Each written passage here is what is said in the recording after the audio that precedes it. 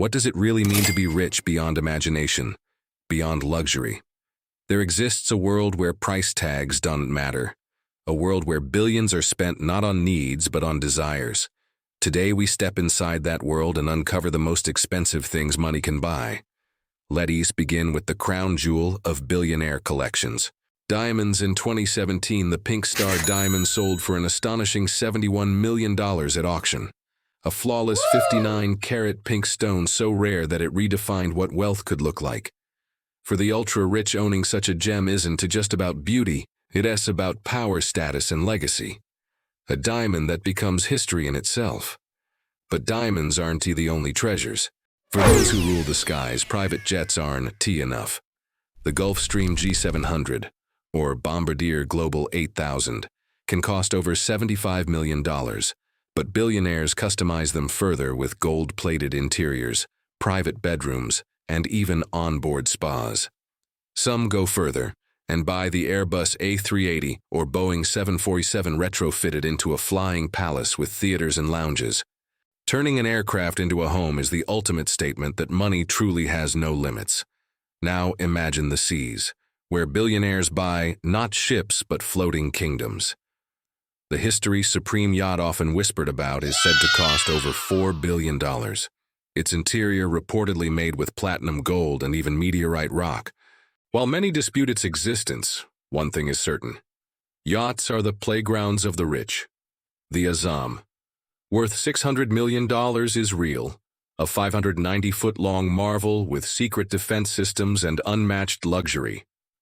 And when it comes to art, money flows in silence. The Salvator Mundi, a painting attributed to Leonardo da Vinci, sold for $450 million in 2017, breaking every record in history. To some it is simply art. To billionaires it is an investment, a treasure that grows in value and cements their name among history. As collectors. But what about cars? A Bugatti. La Voiture Noire sold for nearly $19 million, making it the most expensive car ever built. Sleek, black, futuristic, and entirely custom-made. It shows that even in the world of speed, billionaires want something no one else can touch. For some, it is about the drive. For others, it is about the bragging rights of owning the only one of its kind. Even homes take on a new meaning. Buckingham Palace is often valued at $4 billion, though it is not for sale.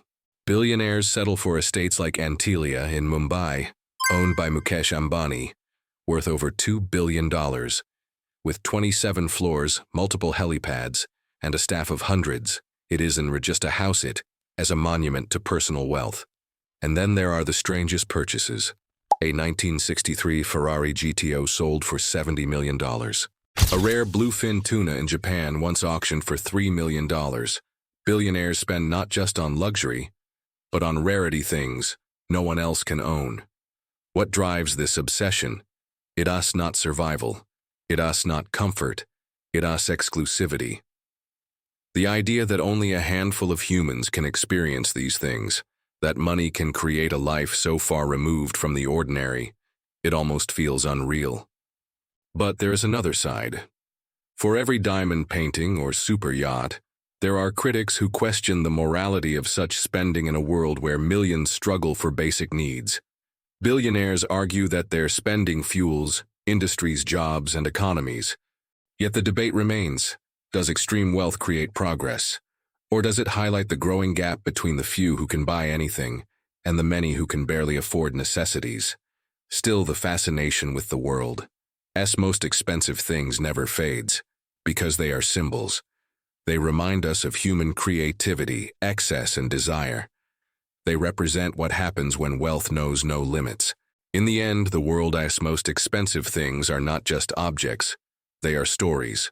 Stories of ambition, greed, art, and status.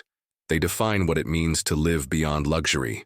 They capture the imagination of millions who may never touch them, but dream of what it would be like to hold the rarest diamond, sail the largest yacht, or live inside a billion-dollar palace. Because in the world of billionaires, money doesn't just buy things, it buys history.